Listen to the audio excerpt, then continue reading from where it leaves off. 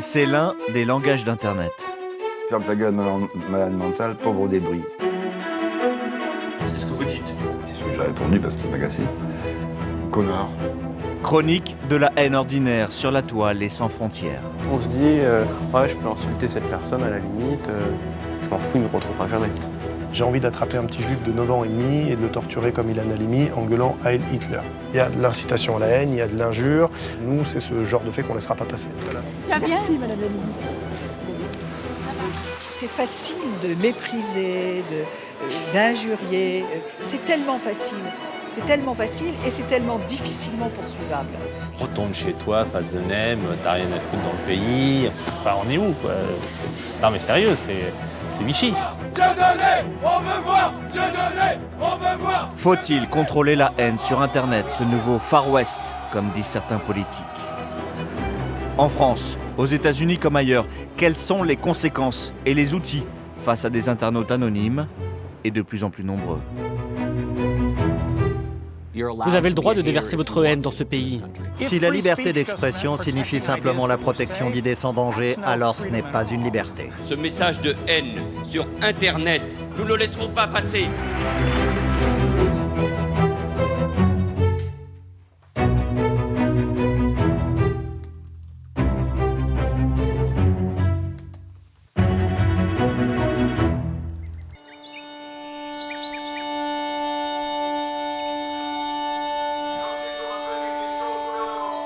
Cet homme est en guerre contre les réseaux sociaux. Je donne la parole à Bernard Renès. Le maire de Château-Renard a été poignardé par un déséquilibré l'hiver dernier dans sa ville. Cette agression s'explique selon lui par la haine qui prolifère sur Internet à l'égard d'une classe politique qu'il a tenu à mettre en garde. Soyons conscients que, comme un lampoison, cette haine s'instille par les réseaux sociaux, par les excès de langage, par la banalisation de l'insulte dans toutes les couches de notre société, qu'elle monte les Français contre les Français et que nos propos peuvent être comme une allumette jetée dans une poudrière. Je voudrais saluer votre retour, saluer votre sang-froid, votre courage et votre dignité. Merci, Monsieur Renès. Merci. Je sais pas. Émotion dans les rangs de l'hémicycle. Nous avons appris tout ça, nous étions en mode... Comme à Château-Renard, où personne n'a oublié ce 11 novembre 2013. C'est gentil. Jour de commémoration, jour de l'agression qui a fait 3 blessés. Il est arrivé de là. Et donc il a donné 3 coups de couteau dans le dos. Bon, moi j'étais là, d'autres aussi. Et bon, on a bien vu la violence des coups, quoi. D'ailleurs, il est parti là-bas. Voilà. Et quand je vois l'ambulance qui m'emmène et que je vois mon écharpe tricolore déchirée dans une mare de sang, voilà, c'est pas des choses que l'on vit bien. Pour monsieur le maire, qui refuse tout ordinateur sur son bureau, la haine sur Internet est devenue un problème national, surtout en ces temps de crise. La question que je me pose toujours, comment c'est reçu par les gens ? Et parfois je me dis, oui, mais enfin s'il y a quelques esprits fragiles, est-ce que cette espèce de climat, que je sens d'ailleurs dans mon pays maintenant, pas que sur les réseaux, c'est une espèce de tache d'huile là qui est en train de se disséminer, je me demande si les esprits fragiles dans ces cas-là, c'est un peu l'analyse que je fais de ce qui m'est arrivé, ce n'est pas une façon pour eux de le libérer. Et est-ce que ça n'autorise pas parfois le passage à l'acte ? Une prise de conscience politique et judiciaire avec la multiplication des convocations suite à des paroles de haine sur Internet. À 22 ans, c'est sa première condamnation. Seul, sans avocat, Alexis a dû expliquer ses propos postés sur le site jeuxvideo.com qui n'ont pas fait rire les magistrats. Le 21 novembre 2012, en pleine nuit, cet étudiant écrit ceci sur ce site très populaire chez les jeunes. Il y a plein de noirs dans le foot, et c'est pas normal. Il faudrait brûler cette sourasse de singe. Hitler, il avait raison, ce sont tous des sales bougnoules de merde. Il y a tous les juifs aussi qu'il faut pendre. Des propos qui lui valent ce jour-là une condamnation assez lourde. Alexis n'a pas de revenus. Je viens d'être jugé pour un acte que j'ai fait sur Internet. pour incitation à la violence et la haine raciale. Donc j'ai été jugé, j'ai eu une peine de 500 € d'amende avec 500 de sursis. J'ai bien compris, c'est ça. Et voilà, je me sens à la fois soulagé et un peu frustré, mais c'est comme ça, je le mérite, hein, c'est quelque chose qui a été fait, c'est comme ça. On était loin, très très loin de penser, surtout moi, de penser que c'est là pour finir en justice. Notre but, c'était juste, c'est vrai, c'est entre guillemets, pour certaines personnes, dans certaines conditions, marrant de voir la réaction des personnes en rapport avec ces propos-là. Parce qu'on était caché, entre guillemets, par l'écriture style SMS. Et regarder comment les gens réagiraient. Vous pensez être protégé ? Oui, comme beaucoup de monde sur Internet. Il y a quelques années, le message d'Alexis serait passé inaperçu. Mais plus maintenant. La police a créé Pharos, un service spécial qui a traqué Alexis, comme chaque année des centaines d'internautes en France.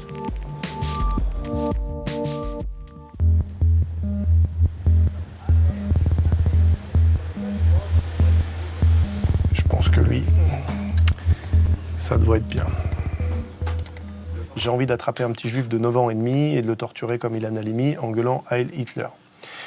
Donc là, les propos, ils sont évidents pour nous. Voilà, il y a de l'incitation à la haine, il y a de l'injure. C'est lié à une actualité récente avec ce qui s'est passé en Belgique, notamment. Voilà, donc là, très clairement, pour nous, on ne va pas se poser de questions, on va diligenter une procédure judiciaire à l'encontre de cette personne. Mais en tout état de cause, nous, c'est ce genre de fait qu'on ne laissera pas passer.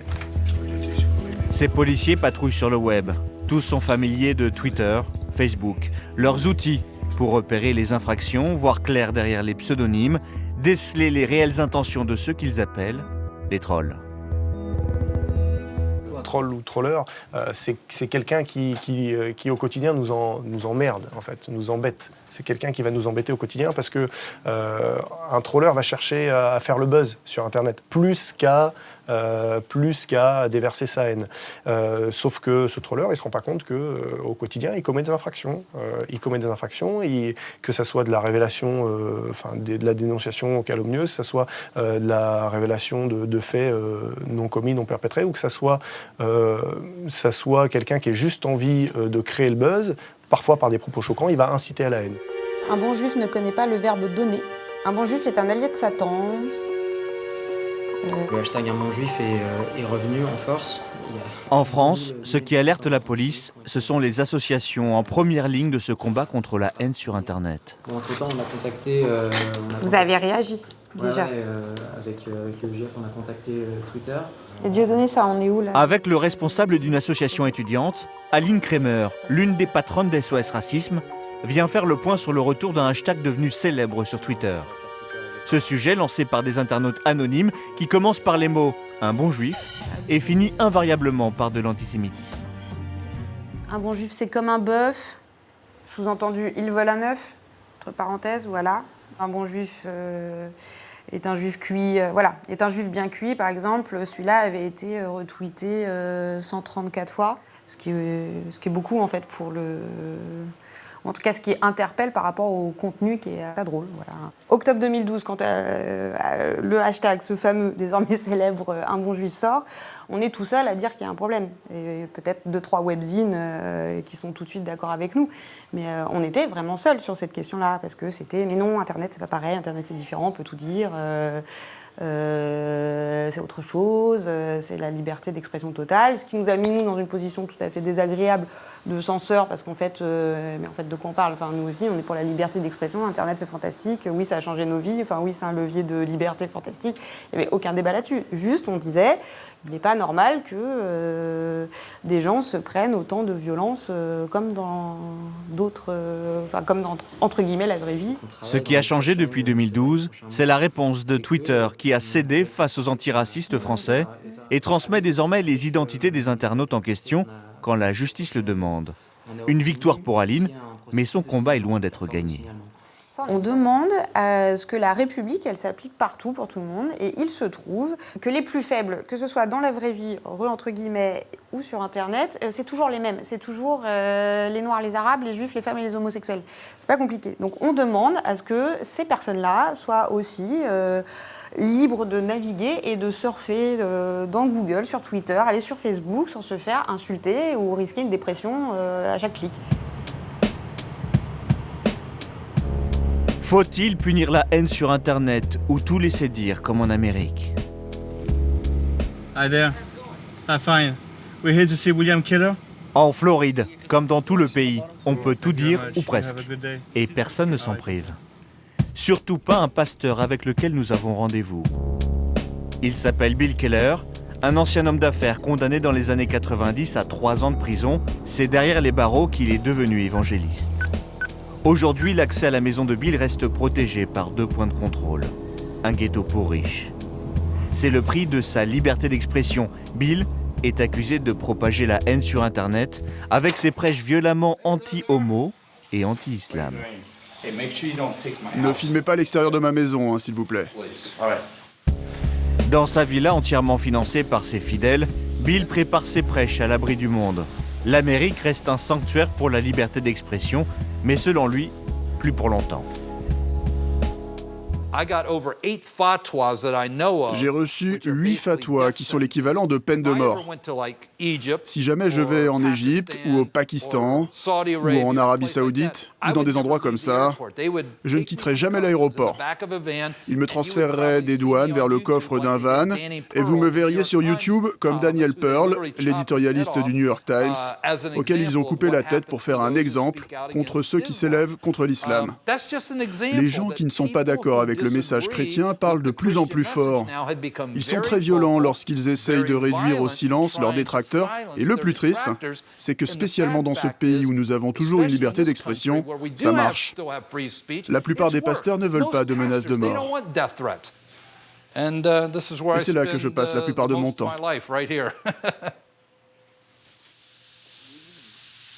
Et chaque soir, depuis 15 ans, depuis les débuts d'Internet, Bill s'installe dans son micro-studio.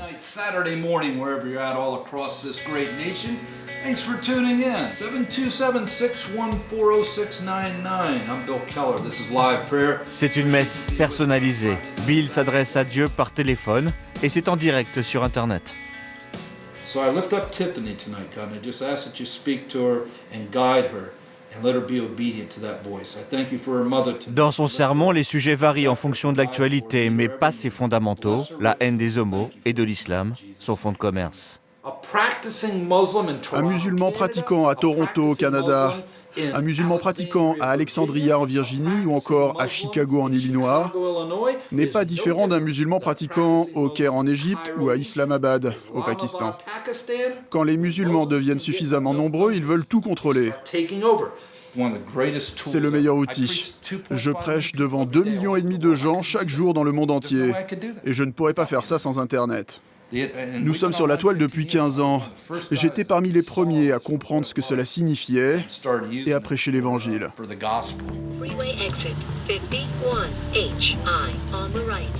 De la Floride à l'Illinois, comme ici à Chicago, on parle de la haine. On commande ces sites, mais personne n'ose demander l'intervention du législateur, y compris les victimes. Au pays qui a créé Internet, c'est une liberté quasi sacrée, quelles que soient les conséquences. I would like a double espresso, please. Sur la toile, Nico Lang, 28 ans, est une cible à plus d'un titre. Militant gay et chroniqueur pour des grands sites américains comme le Huffington Post ou le célèbre magazine Rolling Stone. La haine sur Internet, Nico l'a rencontrée quand il a osé écrire sur une expérience toute personnelle, un viol, subi il y a 2 ans. Les commentaires n'ont pas tardé. C'était juste un taré d'homo qui s'est fait un autre homo. C'est tout. Tu ne t'es pas fait agresser. Ça ne s'est simplement pas passé comme ta naïveté le voulait. Et même si c'est pas de chance, cela n'a rien à voir avec l'affaire émotionnelle et psychosexuelle que tu tentes de dramatiser en tant que folle. Ne sois pas une pédale. Ça, c'est super drôle. Nico décide d'aller plus loin et publie une nouvelle tribune que l'on pourrait traduire par « Vous avez lu mon histoire de viol ? Et alors ?» Sa façon de lutter contre cette haine, à laquelle il a donné un nom, la rape culture, la culture du viol. Beaucoup de gens me reprochent ce viol, en disant « Eh bien, si tu ne faisais pas partie de cette culture de drogué, tu ne te serais pas fait violer. » Ils disent « Regarde tes choix, avec qui tu traînes, car si tu traînais dans d'autres lieux, tu ne te serais pas fait violer. » Et c'était beaucoup de ces reproches aux victimes que je vois toujours. Ce qui me dérange, c'est que tout ce qu'ils disent est un exemple parfait de la culture du viol. L'exemple à la lettre des réactions qu'obtiennent toujours les victimes. L'Amérique commence à s'intéresser aux trolls qui occupent sa toile. Et c'est une Française qui mène les études les plus poussées à l'université du Wisconsin. Like here, that girl is a Romanian genius slave working hard for lazy fat asses American. That's a really good. Sorry, don't listen to me here, everybody. I'm not trying to be rude. This is a troll posting here. So yeah, so that's a good one. Les gros mots, les insultes, Dominique Brossard connaît. C'est même l'objet de ses recherches. Cette Toulousaine d'origine s'est spécialisée dans l'étude des trolls. Ces internautes qui cherchent et produisent le chaos sur la toile. C'est quelqu'un qui sera, de manière systématique, fera un effort pour déranger la discussion. C'est-à-dire que vous pouvez avoir, ici, vous avez une série de commentaires dans notre étude, ici. Hein. Donc voilà, des commentaires qui se suivent. Le troll va arriver, il va s'insérer dans la discussion, il va commencer à insulter tout le monde, de manière à rendre cette discussion qui était plus ou moins rationnelle, complètement disjonctée, en fait. Hein. Et en fait, c'est des sadiques. C'est des gens qui, en fait, prennent plaisir à enclencher la souffrance. C'est pour ça qu'en fait, le troll norvégien correspond vraiment bien à cette définition. C'est vraiment le méchant. Why is this one purple? La Française est allée plus loin. Elle a réussi à prouver l'influence des trolls au-delà des forums. Dominique a fait lire le même article à un panel de lecteurs. Seule la moitié d'entre eux avaient en plus accès aux commentaires agressifs qui suivent le papier. Le résultat est édifiant. Les sondés avaient le sentiment de ne pas avoir lu le même article. Les lecteurs qui avaient été exposés à ces commentaires impolis ont pensé que l'article lui-même était biaisé, ne reportait pas d'une manière concrète les risques et bénéfices de cette question scientifique. Par contre, les lecteurs qui ont vu les commentaires polis n'ont pas changé leur attitude. Donc nous avons clairement identifié que ces commentaires impolis pouvaient avoir un effet grave sur les lecteurs eux-mêmes. Et la Française a convaincu de grands patrons de presse de fermer la page commentaires des versions digitales. Le Chicago Sun-Times, le deuxième quotidien de la ville, vient d'abandonner le combat face à des trolls incontrôlables. Ça a atteint un point où nous savions que pour certains sujets, il fallait fermer les commentaires. Parce qu'après un ou deux, ça allait devenir des choses viles, horribles. Tout ce qui a un rapport avec les races.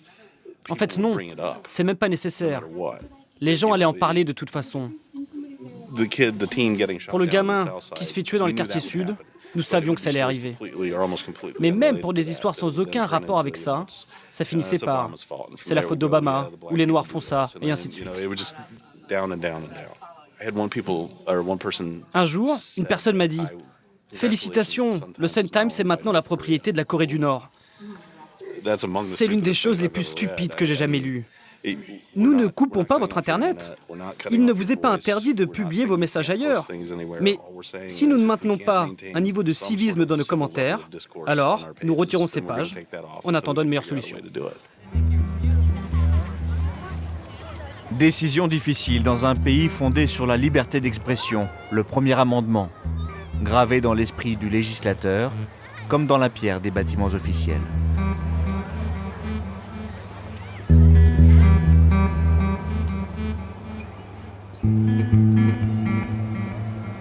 À 57 ans, l'avocat en droit public Mike Godwin est un inconnu dans la rue, mais une légende sur Internet. La loi qui porte son nom a même son article sur Wikipédia, traduit en 40 langues.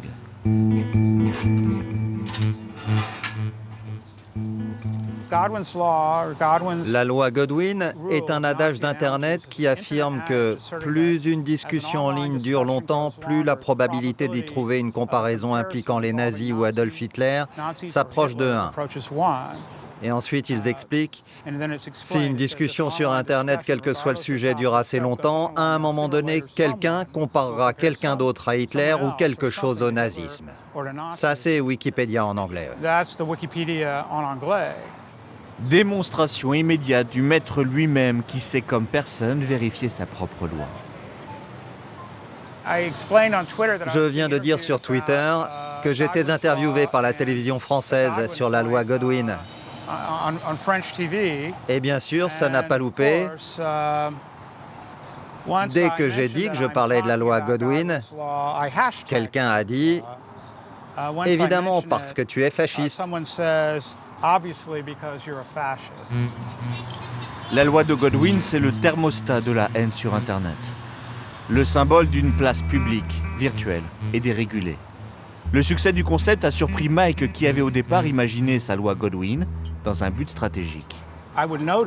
Je remarquais certains schémas sur les discussions Internet qui se répétaient sans cesse, et l'un d'eux était de comparer les gens aux nazis à Hitler. Ça diminue l'impact historique de ces événements dont nous devrions toujours avoir conscience. L'Holocauste, les nazis, Hitler ou le génocide si nous continuons à les déprécier et les utiliser pour obtenir gain de cause.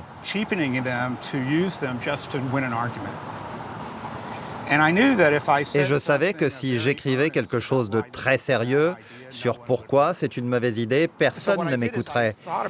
Donc j'ai fait comme si les tendances des gens à retenir ce genre de comparaison hyperbolique et extrême n'avaient rien à voir avec la réflexion, mais qu'il s'agissait d'une loi naturelle, d'un réflexe, et que donc les gens seraient vexés de voir leur libre arbitre écarté. C'est pourquoi j'ai conçu la loi de Godwin comme une loi de physique ou de mathématiques.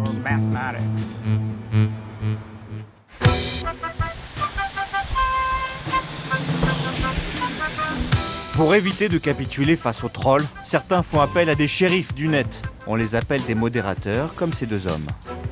Davy et Jérémy ont en charge la modération du site l'express.fr. Belle actu aujourd'hui? Chargé. Tant mieux. Le client veut conserver les forums, gages de fréquentation sur le site et donc de revenus publicitaires. Mais il craint les groupes de trolls. Il les appelle les légions, qui agissent de manière coordonnée. Ma trouille, moi, c'est des légions. Oui. C'est sur le mariage pour tous, qui sont de passer le mot et qui ciblaient les médias en disant allez intervenir, et où on a les mêmes éléments de langage, on voit les mêmes internautes qui se réinscrivent, etc. Ça pourrait un débat. Les légions, ça pourrait un débat. Même s'il faut s'adapter à chaque nouvelle actualité, la charte de modération de l'Express conserve ses fondamentaux. Il y a de toute façon, dans un premier temps, tout ce qui est légal. Le racisme n'est pas une idée en France, c'est un délit. Et puis ensuite, il y a des... Voilà, on ne laisse pas les gens défendre la peine de mort sur l'Express, sur le site de l'Express, alors que c'est absolument pas interdit par la loi. Mais non, c'est un engagement de l'Express, c'est une lutte historique de l'Express, la lutte contre la peine de mort. Le combat pour l'avortement, c'est la même chose. Alors, c'est un peu plus subtil, parce qu'il y a des gens qui peuvent s'exprimer contre l'avortement, et ça, on estime que c'est normal. En revanche, il est hors de question de criminaliser et les médecins et les femmes qui avortent. Ça, c'est quelqu'un qui vient dire vous tuez un enfant en avortant sur le site de l'Express, ça passera pas. Voilà, il y a un certain nombre de luttes comme ça, la discrimination, qu'elle soit sexuelle, ethnique, la xénophobie, ça passe pas. Et puis après, il y a tout ce qui est le rapport des internautes entre eux. Et de leur respect, c'est-à-dire que si c'est pour qu'ils s'engueulent et qu'ils passent leur temps à se traiter de nom d'oiseau, ça n'a pas de sens. Enfin, c'est pas un débat, c'est une bagarre, donc on ne veut pas de ça non plus. Merci beaucoup, bonne journée, bon courage aussi. À très bientôt. Je vous envoie le document. Ouais, j'ai besoin de ça. Ok, c'est dans la midi ça. D'accord, merci. Bon après-midi. Merci, au revoir. S'il n'y avait pas de modération, il est probable qu'au lieu d'avoir un message sur 5 qui soit enlevé, ce serait peut-être 2 sur 3, voire 1 sur 2, la moitié des messages. Parce que la haine attire la haine. Quelqu'un qui se fait insulter a tendance à insulter à son tour. Si nous, on enlève très rapidement la première insulte, il n'y a pas de deuxième insulte. Et on peut espérer que le message d'après soit beaucoup plus constructif. Donc c'est important de canaliser très en amont et de façon réactive le moindre propos qui dérape. Retour de l'équipe au siège de l'entreprise Netino, en plein cœur de Paris. Les affaires marchent de mieux en mieux. Déjà 80 clients, dont le site internet de l'Élysée et 230 modérateurs. Davy est l'un d'eux, en quelque sorte un juge de ce qui peut s'écrire sur internet. Ok. C'est un article sur Harlem Désir qui est donc nommé aux affaires européennes. Et un internaute met plus ils sont mauvais, plus ils sont récompensés. Jusque-là, il a le droit d'exprimer cette idée-là. Dans quel pétrin sommes-nous avec ces bouffons-là ? Donc le mot bouffon est un mot injurieux à l'encontre d'un personnage public. Donc à partir de là, je le retire. Bouffon, con, connard, salaud. Ça se passe pas, ça. Ça passe pas. On peut très bien dire qu'il est mauvais. On peut très bien dire qu'on n'est pas d'accord avec lui. On peut très bien dire qu'on ne souscrit pas du tout à l'idée qu'il ait été nommé à ce poste-là, qu'il fera du mauvais boulot. On peut dire tout ce qu'on veut, mais les insultes, non. Et parfois, les insultes visent directement les modérateurs, accusés de censure, comme ce jour-là un message d'un internaute exclu d'un forum. Je garde votre adresse donnée par un internaute du forum Orange. Je pense passer à Paris bientôt pour vous voir. Vous êtes des branleurs, on peut lire ça tous les jours de la part de formeurs excédés par votre travail de merde. Vous censurez n'importe quoi, les preuves de votre incompétence pullulante. Quand je passerai, attendez-vous à ce que certains prennent des gifles dans la tronche. Vous êtes des branleurs, à très bientôt physiquement. Est-ce qu'à chaque fois que je supprime un commentaire grossier parce qu'il ne rentre pas dans le cadre d'une charte définie par un client, est-ce que je vais me faire taper ou est-ce que je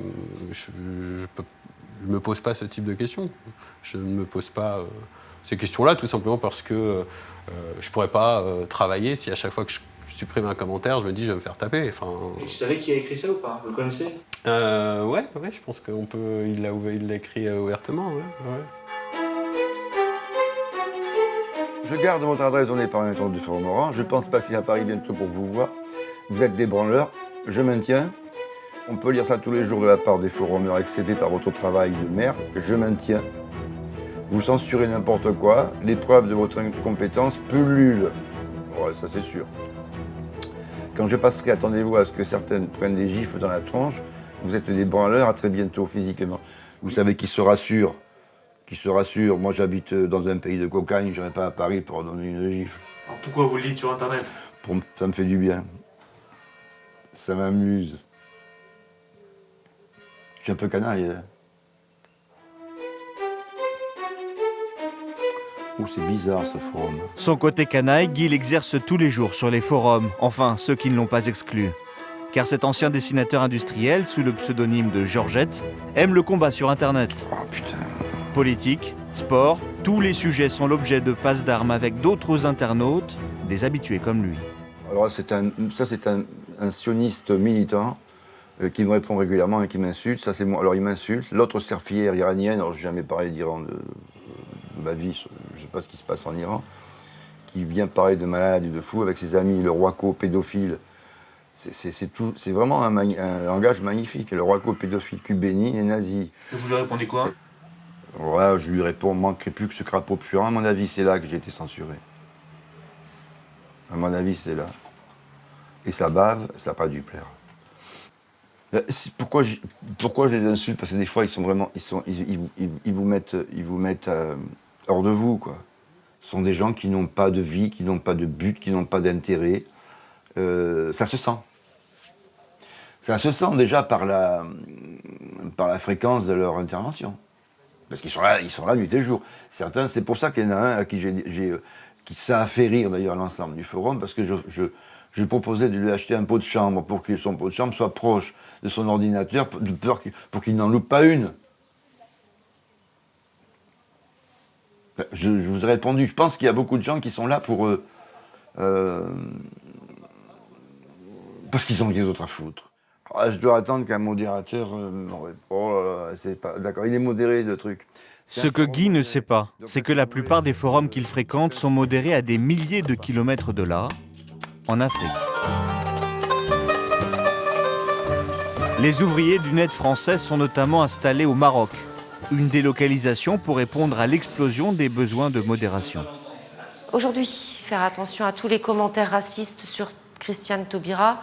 Je rappelle qu'en général, quand vous avez un nom de famille avec le « la » devant, c'est jamais bon signe. La directrice, une Française, fait le point sur les sujets qui font la une des grands quotidiens français. Décision de justice. Donc là aussi, tous les commentaires racistes, les parasites, etc., on n'en veut pas, ça doit pas être validé. Et ce jour-là, il y a un autre sujet sensible que ces jeunes qui ne connaissent pas la France doivent traiter sans délai. L'agression dans le métro de Lille d'une jeune femme par un Marocain. Une débauche de commentaires racistes, souvent islamophobes, qu'il faut écarter.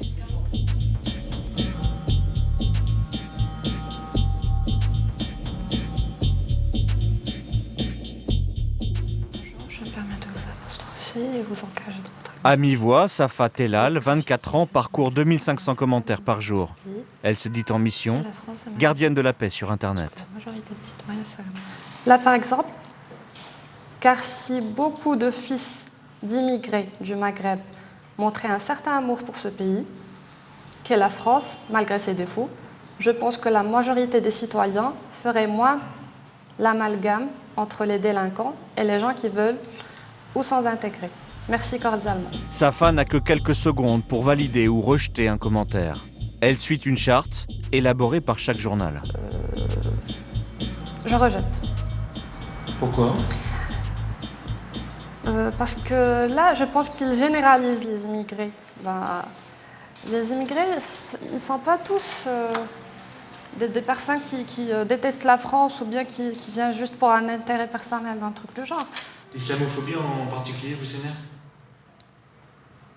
Étant musulmane, oui. J'ai envie de répondre. Parfois, j'ai envie aussi d'insulter, mais bon, c'est pas faisable.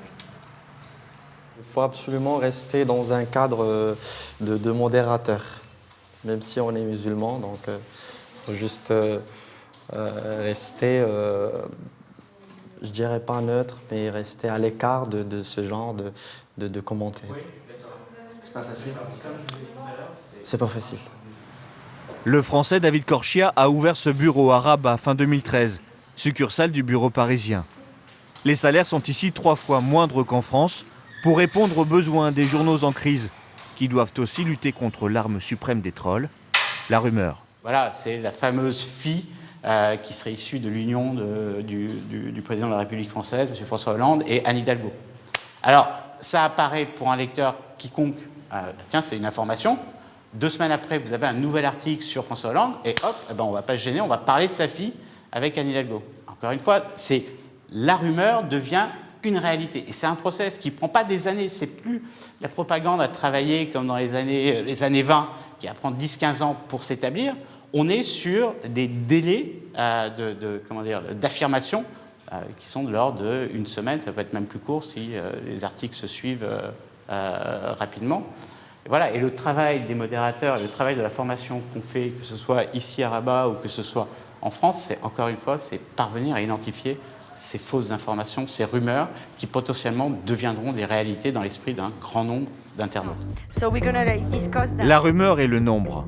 Les chercheurs commencent à déceler le pouvoir caché des trolls, capables de changer la société. Si vous imaginez juste un forum ou un blog avec des commentaires, et donc vous avez quelqu'un qui est là et qui donc se comporte en tant que troll, vous vous dites, bon, l'effet est mineur. Mais multipliez ça par 30% des commentaires qui sont impolis, comme nous l'avons vu, sur des questions très compliquées pour lesquelles il y a des décisions politiques cruciales qui doivent être prises. Alors, parlons du réchauffement climatique, par exemple, aux États-Unis, c'est une question politique. Et les électeurs ne sont pas convaincus quelle est la meilleure façon d'appréhender le problème. Donc, dans ce cas-là, si vous imaginez donc que ces trolls vont sur tous les blogs où on discute du réchauffement climatique, ils ont le pouvoir, en fait, de faire changer l'opinion des lecteurs. Changer l'opinion des lecteurs. Peser sur les débats publics, les élus, tenter même de faire sortir ceux qui déplaisent du jeu politique. Bien plus violente que dans l'hémicycle, la haine cible une classe politique connectée en permanence, toujours à portée de tweets, à l'image de Jean-Vincent Placé, sénateur de l'Essonne et membre du Parti des Verts. L'alliance improbable du Nyakwe et du Yupan, c'est sympa. Évidemment, moi, j'ai les caricatures avec Kim Jong-un, la Corée du Nord, retourne chez toi, face de Nem, t'as rien à foutre dans le pays. C'est la première fois que je fais une mise en demeure, un procès pour injure à un dénommé Thomas Joly, qui, sur son blog, passe son temps à insulter les gens comme ça. Moi, c'est, par exemple, c'est le Coréen adopté Bouffi, alors que, comme vous le voyez, je ne suis juste qu'enveloppé, donc c'est extrêmement infamant. Non, mais plus sérieusement, c'est... Et puis qui développe des tombereaux d'insultes, c'est inacceptable.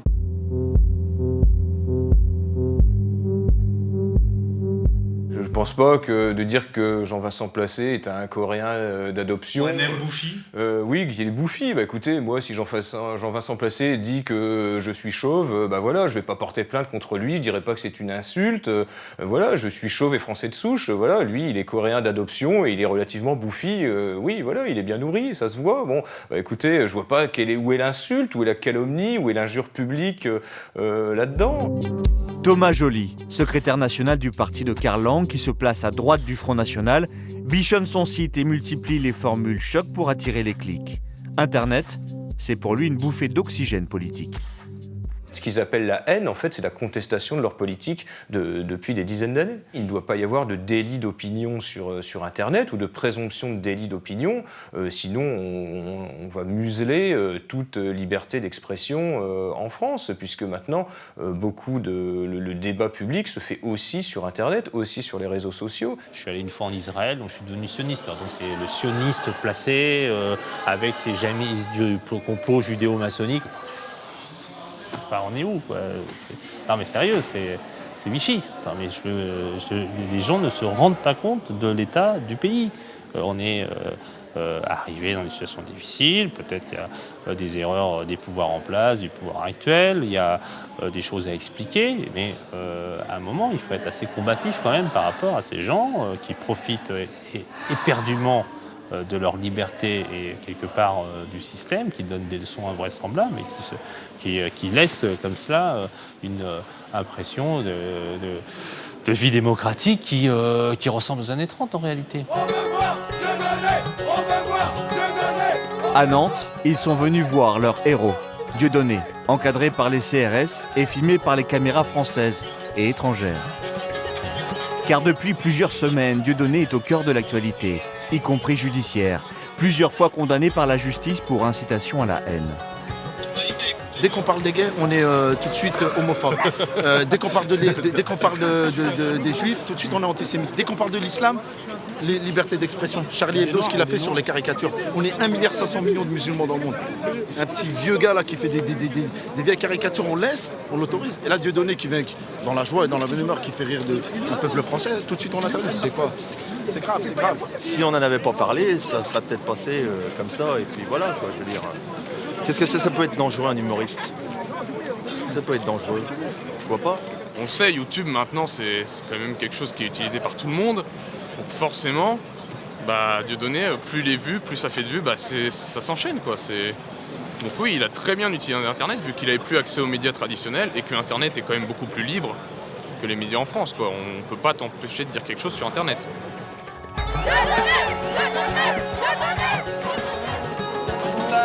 Et c'est sur Internet que la diodosphère, comme on appelle l'ensemble de ses sympathisants, se retrouve.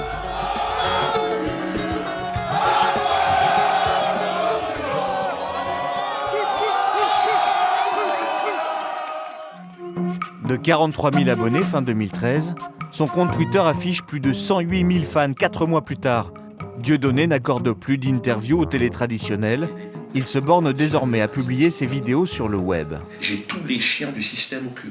Ça paraît comme un peu... Liberté d'expression contre application du droit, y compris sur Internet. La haine sur la toile devient un débat public, un dossier politique.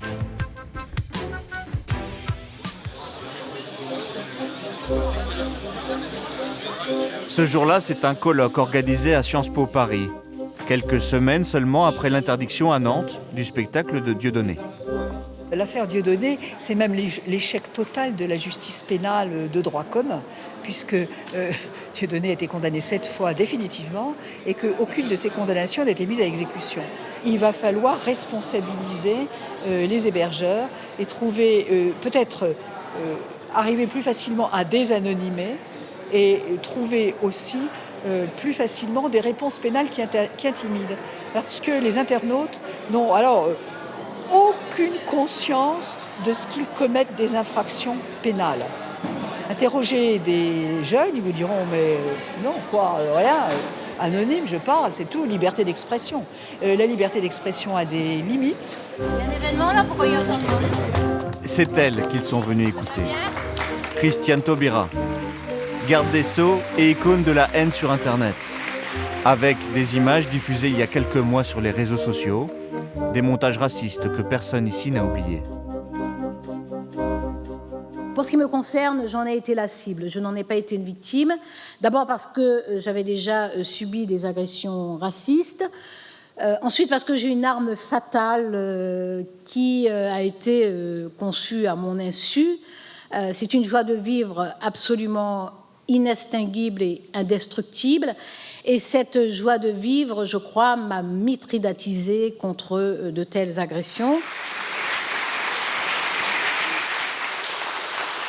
Ça ne tombe pas du ciel, ce qui est sur Internet. Donc, de toute façon, il y a des choses qui viennent de la société, mais il n'y a pas que du racisme sur Internet. Il y a de très, très belles professions de foi, de citoyens ordinaires sur Internet. Internet, c'est comme la langue d'Ésope. Ça peut être à la fois la pire et la meilleure des choses. Pour une raison toute simple, c'est que c'est juste une technologie, Internet. Voilà.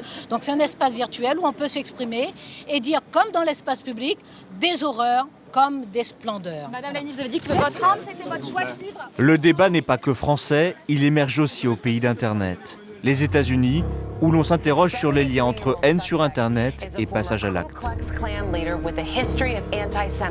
Comme celui de Frazier Glenn Miller, qui a abattu 3 personnes dans un centre communautaire juif, après avoir posté plus de 12 000 messages sur un site antisémite. L'homme est connu, c'est un ancien du Ku Klux Klan, qui criait sa haine des Juifs caché derrière un pseudo, Runder. Il a publié énormément de messages de soutien à James Van Brun, l'homme qui a tiré dans un mémorial de l'Holocauste il y a 5 ans. Il a soutenu aussi Breivik en Norvège et plus récemment Wade Michael Page, responsable de la tuerie au Wisconsin dans un temple sikh. Il a publié divers messages sur Internet de soutien à tous ces loups solitaires du terrorisme. Donc pour cet individu qui passe à l'acte, il y a un historique sur la toile qui prouve son soutien en faveur de ces réactions. Donc je ne dis pas qu'en tant que tel, sa capacité de publier sur Internet est d'une manière ou d'une autre responsable de la tuerie, mais cela fait sans aucun doute partie du processus de radicalisation. Les observateurs font assez vite le lien entre les messages Internet et la tuerie. Mais pas question de remettre en cause la liberté d'expression en Amérique. Seul un homme politique a l'audace de s'attaquer à ce tabou.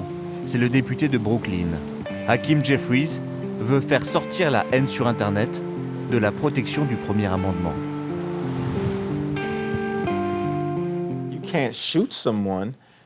Tu ne peux pas tirer sur quelqu'un car il est juif, noir ou d'une orientation sexuelle particulière, comme les gays ou les lesbiennes. Nous sommes tous d'accord pour dire qu'il s'agit d'un comportement antisocial inapproprié. C'est illégal, puni par le code pénal. Peut-être est-il plus raisonnable de comprendre le type de haine diffusée sur Internet qui pourrait, dans certaines circonstances, mener à des comportements inappropriés.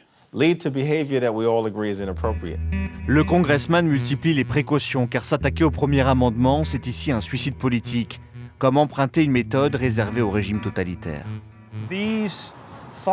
Ces pensées qui sont exprimées, qu'elles soient racistes ou sexistes, elles ont toujours existé. Vous ne les voyez pas avant, mais elles étaient là, avant Internet.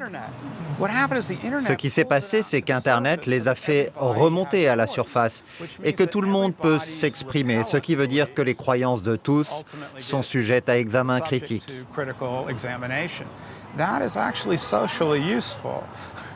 En fait, c'est socialement utile. C'est bien que ces choses soient publiques car nous savons alors ce qu'il faut faire pour gérer ces tendances antisociales. La solution, entre guillemets, qui consiste à couper le tuyau parce que le contenu du tuyau peut, à un moment, nous gêner, c'est une solution qui est porteuse de grands dangers démocratiques, sociaux, de développement. Enfin, c'est tout simplement ce que nous ne souhaitons pas. Alors, quelle solution face à la haine sur Internet? Suzanne Benesch de l'American University n'en voit qu'une: le réveil des bons face aux méchants. Et pour illustrer son propos, elle évoque l'histoire de Nina Davolori, la première américaine d'origine indienne, à remporter le titre Miss America. C'était en septembre 2013. Dès son élection, une pluie d'insultes, de haine submerge Twitter. Et parmi les tweets en question, il y a celui d'un certain Dallas Robinson. Il dit sa colère de voir une Arabe gagner. D'autres personnes sur Twitter ont répondu en lui disant, par exemple, « Elle n'est pas arabe, tu as tort, tu es raciste, il faudrait que tu t'en rends compte. » Puis une autre personne répond d'une manière un peu plus crue, ignorant, raciste, idiot. Peu de temps après, il change et il dit « Je demande pardon. » Waouh, je demande pardon pour avoir été impoli et raciste. Il met raciste entre guillemets, mais au moins il a absorbé le mot. Désolé pour avoir été impoli et raciste et vous avoir appelé arabe. S'il vous plaît, répondez pour que tout le monde sache que c'est vrai. Il a envoyé ce tweet directement à Nina Davolori, à Miss America, en demandant pardon. Ce qui nous suggère que c'est possible de changer un petit peu, sinon la vie, au moins le discours de quelqu'un, en parlant avec cette personne. Mais c'est aussi possible que c'est quelqu'un qui s'est détrollarisé un petit peu. Détrollariser. Un nouveau mot pour décrire cette stratégie face à la haine sur Internet. Prendre la parole pour faire plier les trolls. C'est un peu la stratégie d'une nouvelle émission télévisée en Suède.